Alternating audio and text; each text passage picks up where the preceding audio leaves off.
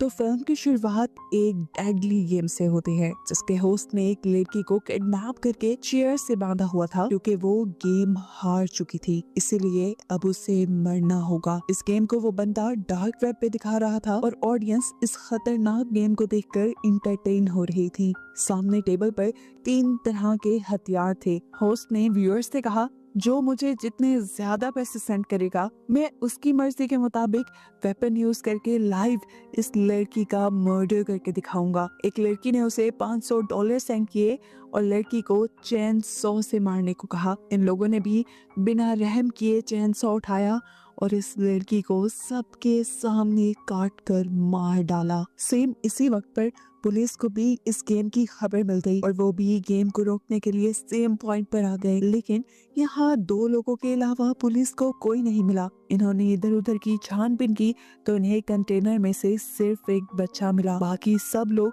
शायद इस लोकेशन से पुलिस के आने से पहले ही भाग गए थे। खैर, अब सीन कट होता है और हमें कुछ देर पहले का सीन दिखाया जाता है।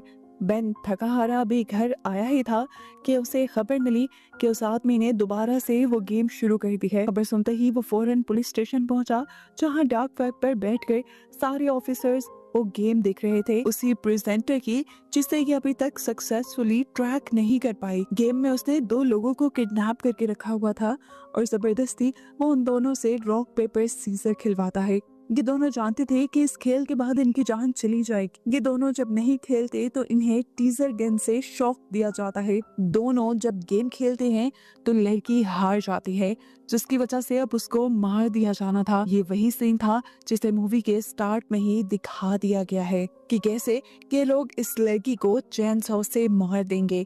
ये सब देखते हुए बेन फौरन अपनी साइबर सिक्योरिटी के पास जाता है और उसे प्रेजेंटर को ट्रैक करने को कहता है। पर बुरी खबर ये मिलती है कि प्रेजेंटर तो ऐसा सिस्टम यूज कर रहा है जिसकी वजह से पुलिस भी उसे ट्रैक नहीं कर पा रही। हर मर्तबा उसकी ट्रैक हुई लोकेशन गलत मिलती है और वो बच जाता है, जिसकी वजह से हर गुजरते वक्त के साथ साथ वो मासूम लोगों की जान लेने पे तुला हुआ है। सीन कट होकर हमें कातिया नाम की एक लेडी को दिखाया जाता है जिसका आज जॉब पे पहला दिन था। उसने कस्टमर्स को बहुत अच्छे से डील किया और इसी टाइम पे उसकी को वर्कर सोफिया उसके पास आई। यहाँ सीन कट होकर हमें शो के प्रेजेंटर को दिखाया गया जो फुल टाइम कातिया के ऊपर ही नजर रख रहा था। कातिया के साथ उसने 3 और लोगों पर भी नजर रखी हुई थी।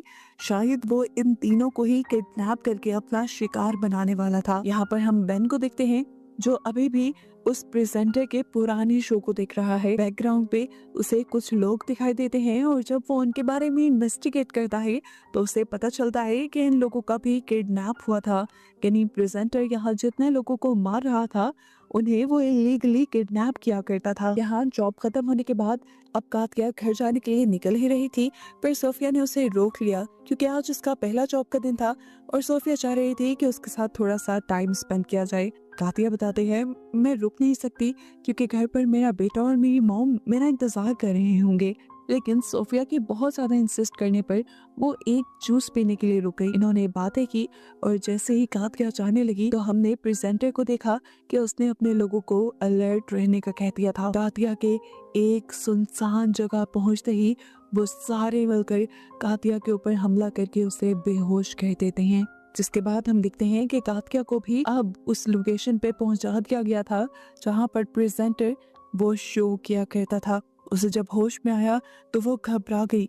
इससे पहले कि वो चिल्ला देती, एक आदमी चादर से मुंह निकालकर उसे आहिस्ता बोलने को कहता है और बताता है कि अगर कोई भी यहाँ पर शोर करता है तो वो उसे टीजर गन से शॉक देते हैं। कातिया परेशान हो गई थी।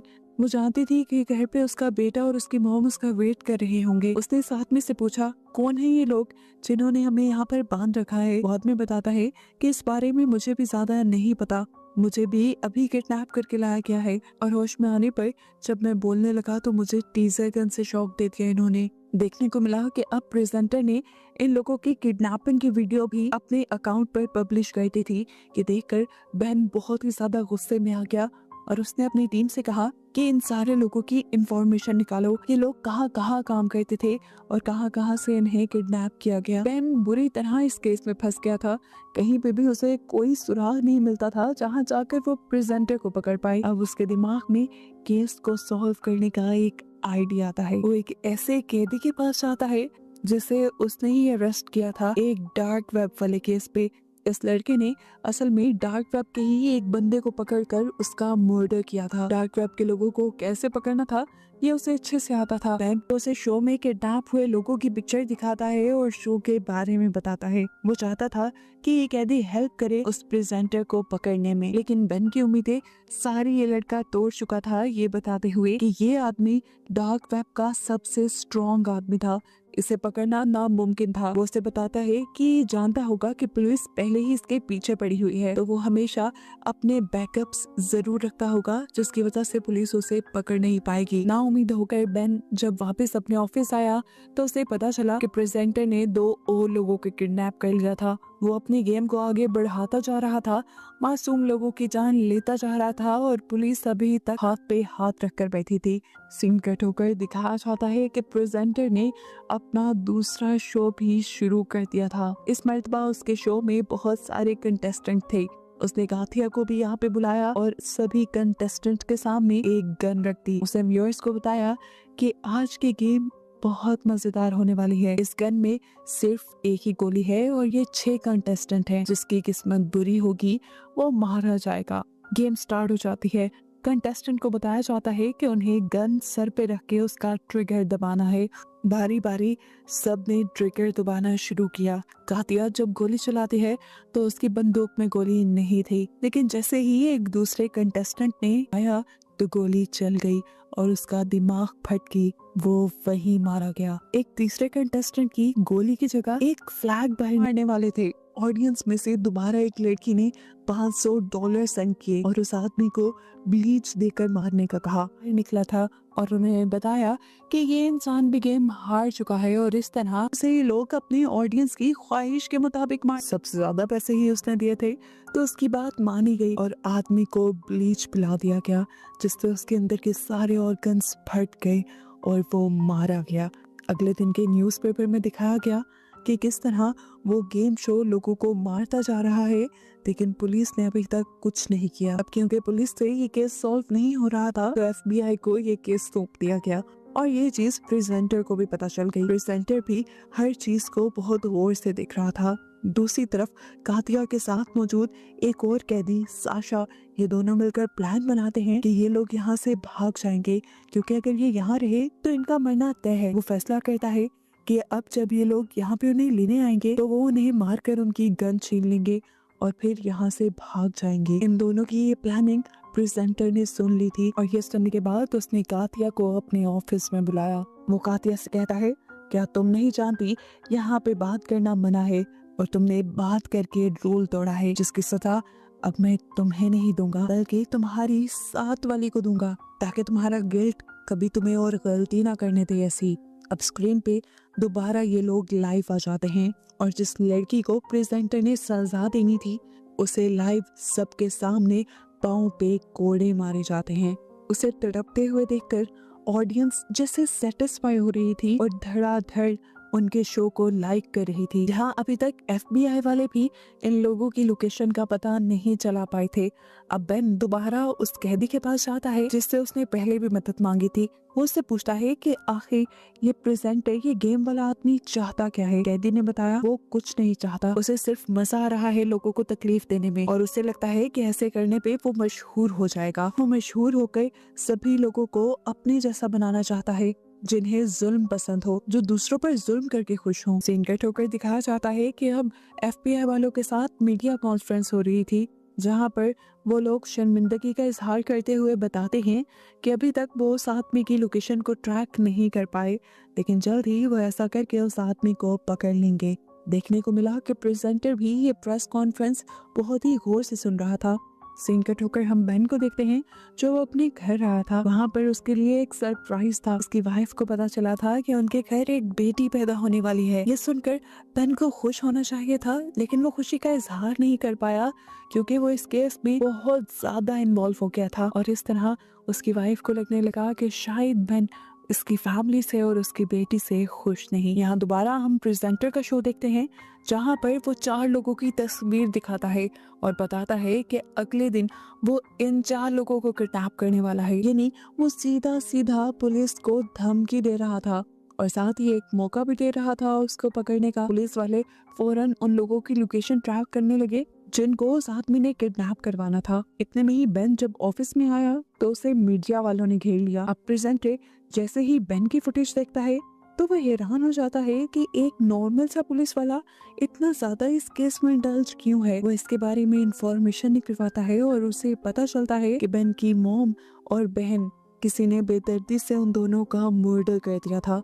बेन उन्हें बचा नहीं पाया था और इस चीज का बेन को बहुत रिग्रेट था, जिस रिग्रेट को खत्म करने के लिए वो अब मासूम लोगों की जान बचाने की मिशन पर था। यहाँ पर फाइनली अब प्रेजेंटर उन लोगों को भी किडनैप करवा चुका था जिनके लिए उसने पिछले दिन धमकी दी थी। इसमें एक बहुत छोटी बच्ची भी थी जो इस शो को देखती थी। उसे लग रहा था कि ये शो वाले उसको कुछ नहीं करेंगे, लेकिन प्रेजेंटर ने यहाँ उसे बताया कि अगर वो इस गेम में आ गई है तो वो अब इस शो की फैन नहीं रही बल्कि शो की विक्टिम बन गई है और जैसा यहाँ पर मौजूद सब लोगों के साथ होगा वैसा ही सलूक उसके साथ भी किया जाएगा। ये कहते ही वो कैमरास की तरफ मुड़ गया और अपने व्यूअर्स को बताने लगा कि आज वो लोग डॉज गेम खेलेंगे जिसमें इन गेमर्स ने एक दूसरे को बॉल मारनी थी। इस बॉल से बाकी लोगों ने बचना था और अगर किसी एक को भी ये बॉल लग जाती तो वो मारा जाता।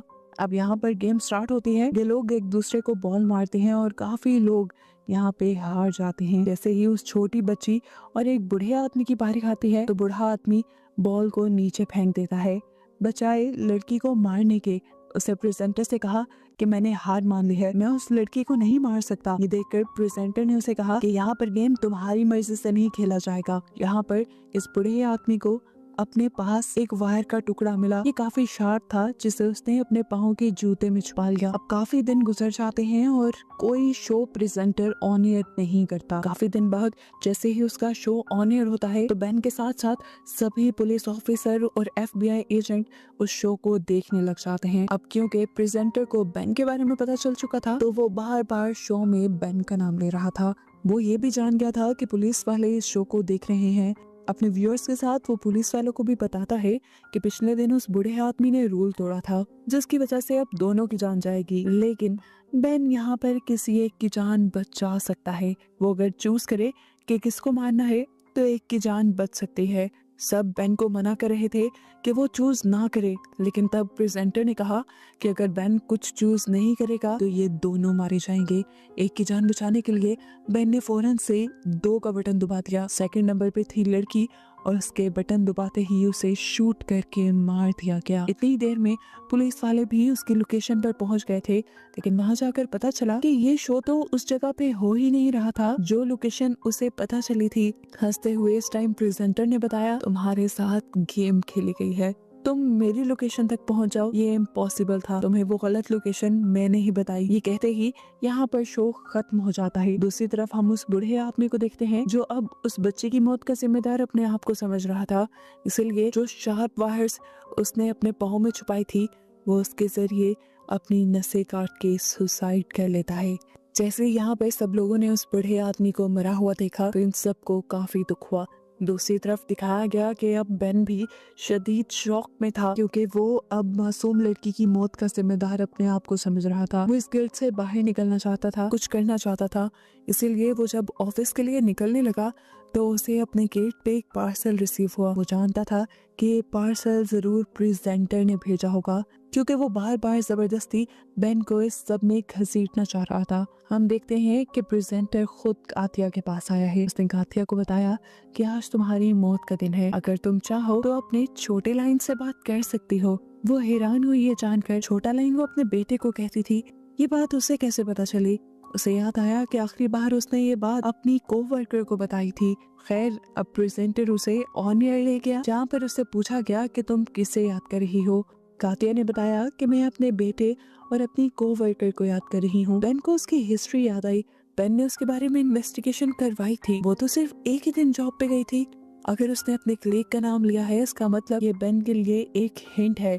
जरूर उसकी क्लीग भी इन सब में इन्वॉल्व है। वो फौरन उसकी क्लीग इन्हें सोफिया से मिलने के लिए चाहता है, जहाँ पर पहले तो सोफिया उससे कोई बात नहीं करती, लेकिन फिर वो कुछ नोट लिखकर बेन को बताती है कि उसके बेटे को भी इन लोगों ने किडनैप किया हुआ है। कैमरास में से वो इन्हें देख सकता है। उसने जो सब कातिया के साथ किया वो करना उसकी मजबूरी बन गई थी। बेन इस टाइम उससे पूछते हैं कि तुम जब अपने बेटे को रिहा करवाने गई तो तुम्हारा बेटा कहाँ था। सोफिया उसे वो जगह बता देती है। बेन समझ गया था कि जरूर प्रेजेंटर वही शो करता होगा।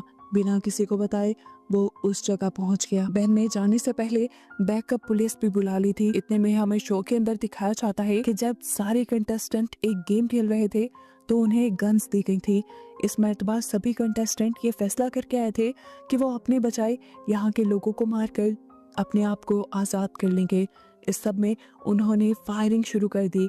जवाब में प्रेजेंटर के सिक्योरिटी गार्ड्स ने भी यहाँ पे फायर किया और 2 गेमर्स तो वैसे ही मारे गए। लेकिन टीम ने यहाँ से भागने की अच्छी कोशिश की, जिसमें कातिया भी थी। कातिया के साथ उसका एक साथी साशा जब बाहर की तरफ बढ़ रहा था तो उसे एक गार्ड ने पकड़ लिया।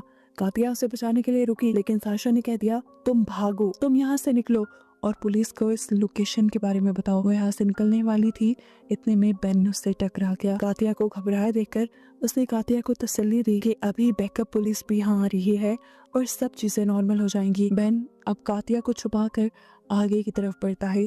प्रेजेंटर इस टाइम एक रूम के अंदर बैठा हुआ था। उसे देखकर प्रेजेंटर ने उससे कहा अगर हिम्मत है तो चलाओ मुझ पर गोली। बेन ने भी जरा नहीं सोचा और फौरन उसे शूट करके मार दिया। और जैसे ही वो उसके पास गया तो मास्क उतारने पर पता चला कि यहाँ पर प्रेजेंटर था ही नहीं। यहाँ पर इस टाइम एक मासूम लड़की को जाल में फंसा कर बिठाया गया था और प्रेजेंटर उसके आने से पहले ही यहाँ से निकल चुका था। ये सब लाइव शो में चल रहा था और शो के व्यूअर्स ये देखकर हंसने लग जाते हैं और बेन का बहुत मजाक बन जाता है। दिखाया जाता है कि अब पुलिस यहाँ पर आ चुकी थी। उन्होंने कातिया को तो रेस्क्यू कर लिया, लेकिन यहाँ पर कोई और उन्हें नहीं मिला।